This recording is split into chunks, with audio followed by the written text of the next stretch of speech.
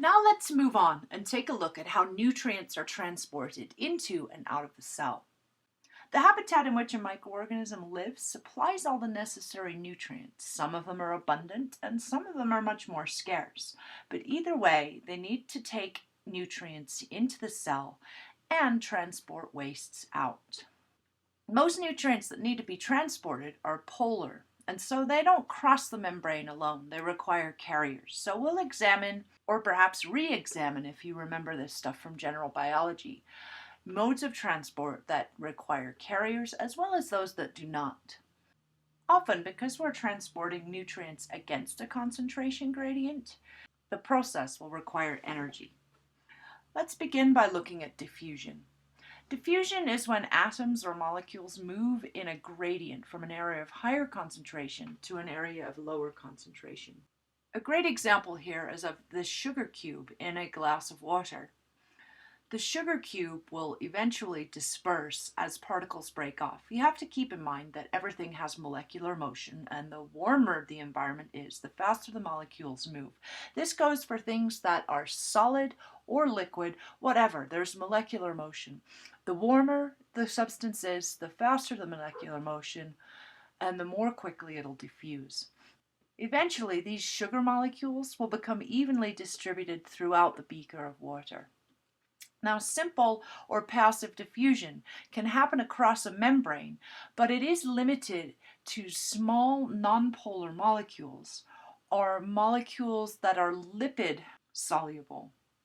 You'll recall that the cell's membrane is made up of a phospholipid bilayer with phosphate heads or polar heads facing to the outside, and in the center of the membrane we have hydrophobic fatty acid tails. So that means that anything that's very polar cannot cross that membrane because it cannot get through that region of hydrophobicity. This is why only small nonpolar things can pass in between those phospholipids.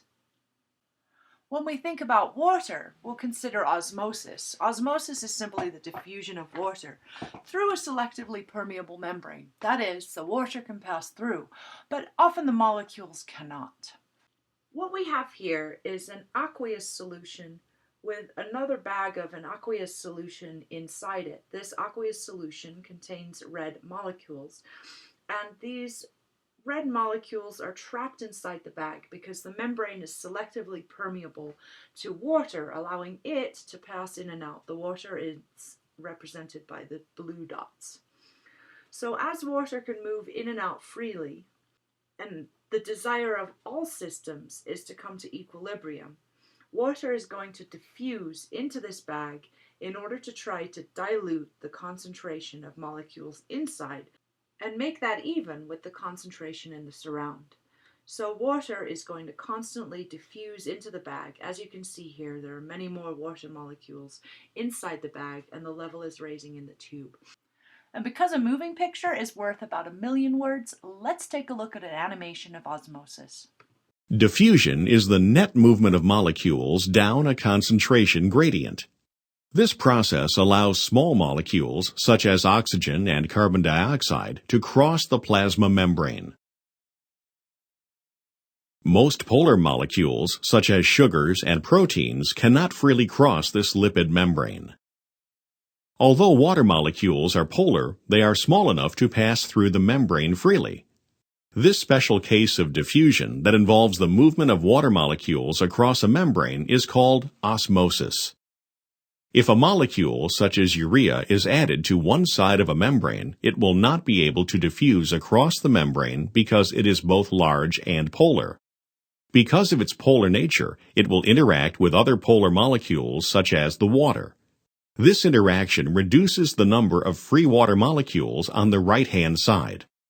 With fewer free water molecules on the right-hand side, there is now a net movement of water molecules down their concentration gradient to the side with the urea molecules.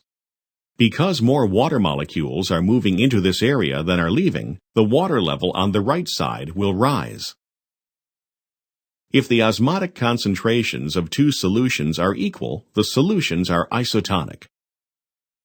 However, when the solutions have unequal osmotic concentrations, the solution with the higher concentration of solutes is hypertonic, and the solution with the lower concentration of solutes is hypotonic.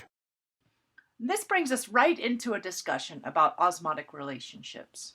When we think about osmotic relationships, we're really looking at the relative concentrations of the solutions on either side of a cell membrane. Keep in mind that inside a cell there's a lot of solutes dissolved, and outside the cell often might be an aqueous environment in which there are less solutes dissolved. Of course, in ocean water we might see the opposite effect. Either way, isotonic is where the environment on the outside is equal in solute concentration to the environment on the inside, so the cell's internal environment. What we see here is movement of water equally into and out of the cell.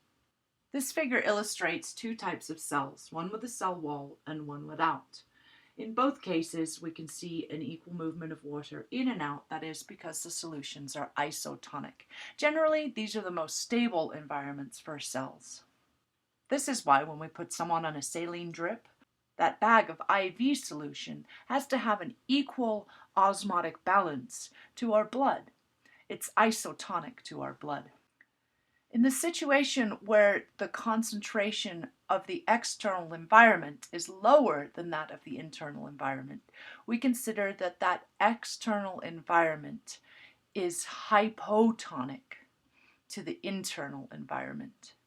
So this cell then is in a hypotonic solution. We always have to keep in mind that hypotonic and hypertonic are relative terms. So relative to what?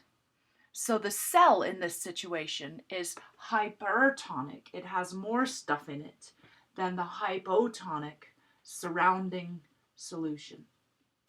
In this case, what we're going to see is the net direction of water flow is into the cell, because the surrounding environment, the water in the surrounding environment, is moving through the cell membrane in order to try and dilute the internal environment and make it equal to that of the outside. In this situation, the cell is constantly taking on water and thus it swells. Now, this can be a benefit in some cases, especially if you have a cell wall. Cells that have a cell wall just experience more pressure against that cell wall. However, if the cell does not have a cell wall, as you can see down here, water moves in and in and in until eventually the cell explodes.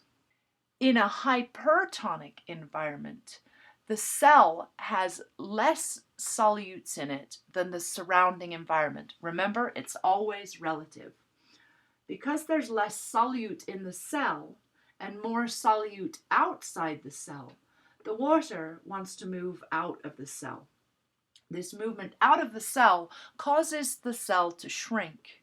And when the cell has cell walls, that cell will shrink away, pull away from the cell walls. In the case where the cell has no cell wall, we still see the same thing. The water moves out of the cell and the cell shrivels and then eventually will die if it's left in that situation.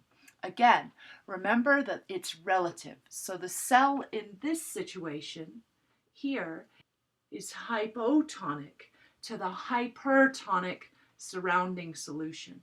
The cell on the left is hypertonic to the hypotonic surrounding solution. So it always helps to keep in mind that it's relative.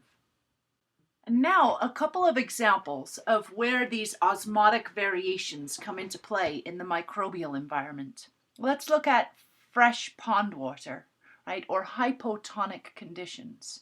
If we have bacteria or other cells in fresh pond water, then usually the fresh pond water is going to have a much lower solute concentration than the internal environment of the cells. So which way do you think the water is going to flow in this case? That's right, it's going to flow into the cell.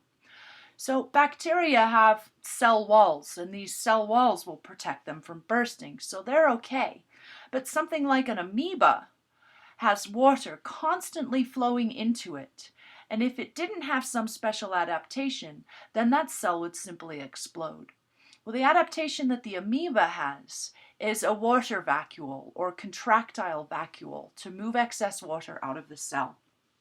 This image shows how a contractile vacuole or water vacuole works. Essentially, water is moving into this cell constantly.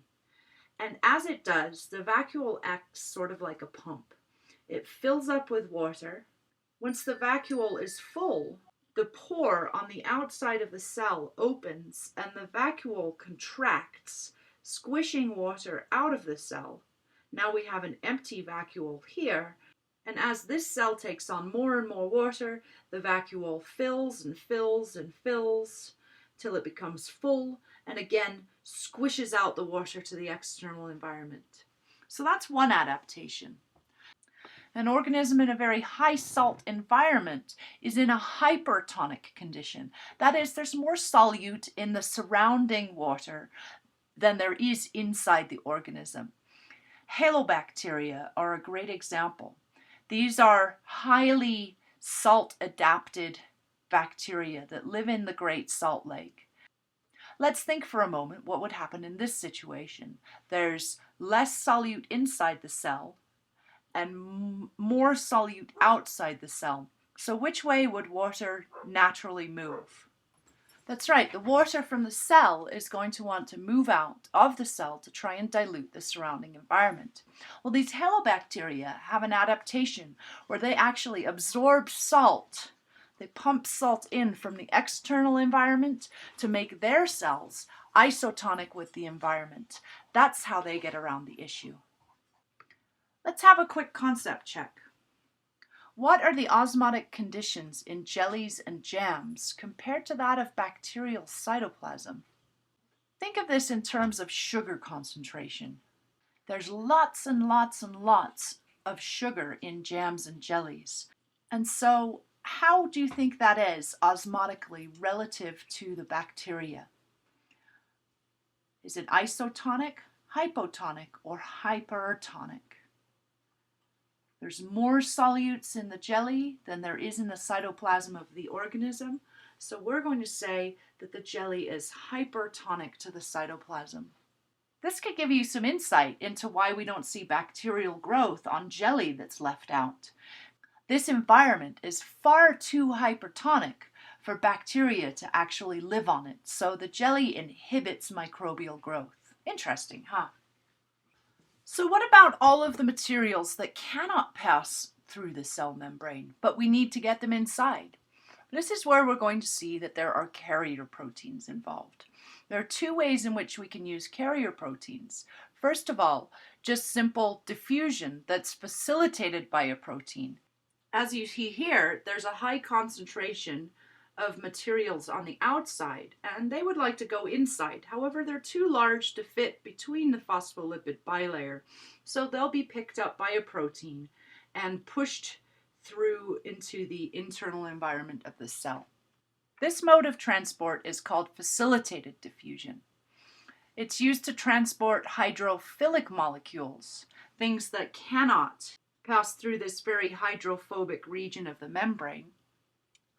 And it involves a protein carrier.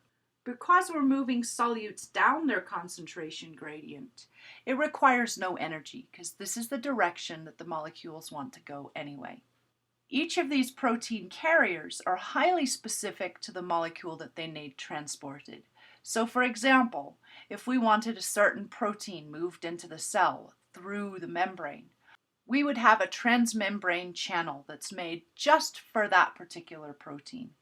Now, the rate at which you can transport things across the membrane by this mechanism is limited by the number of channels there are in the membrane for that substance.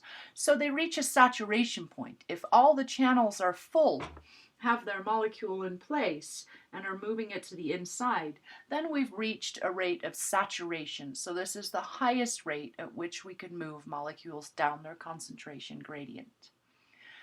So now let's take a look at a moving picture of that. In the process known as facilitated diffusion, a special carrier protein with a central channel acts as a selective corridor which helps molecules move across the membrane. These special carrier molecules that form the protein channel bind only to a specific molecule, such as a particular sugar or amino acid. Once the molecule binds to the carrier protein, this protein helps or facilitates the diffusion process by changing shape and moving the molecule down its concentration gradient through the membrane into the cell where it is released. Facilitated diffusion is similar to simple diffusion in that both involve movement of molecules down their concentration gradient, and this movement is carried out without any input of energy. However, in facilitated diffusion, the movement of molecules will only take place if it is facilitated or helped by a special protein carrier in the membrane. Facilitated diffusion can occur in either direction depending on the concentration gradient. If there is a higher concentration of the particular molecule inside the cell, the same carrier protein would then transport the molecules out of the cell. Now, what about if we need to move things against their concentration gradient? Say there's already a lot of this substance inside the cell, but we want more of it inside the cell. So we're going against the concentration gradient. We're still using a protein channel, but because it's against the concentration gradient, it requires energy, and we call it active transport. So let's take a quick look at an animation of active transport. The sodium-potassium pump is an active transport mechanism.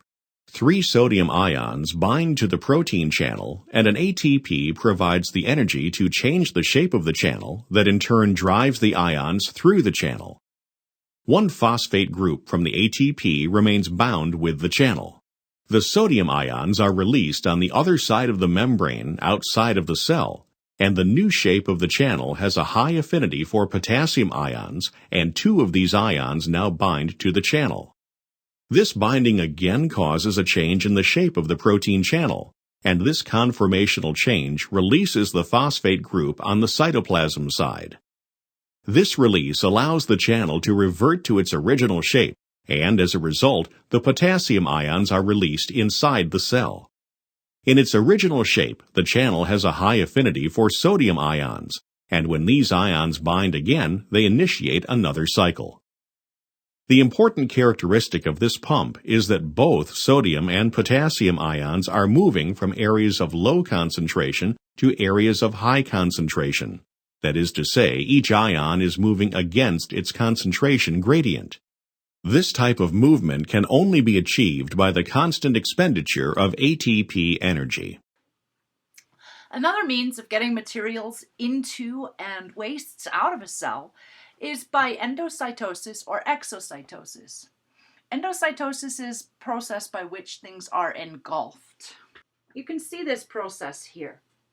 Particles are on the outside, they're being engulfed, they end up in a vesicle inside the cell.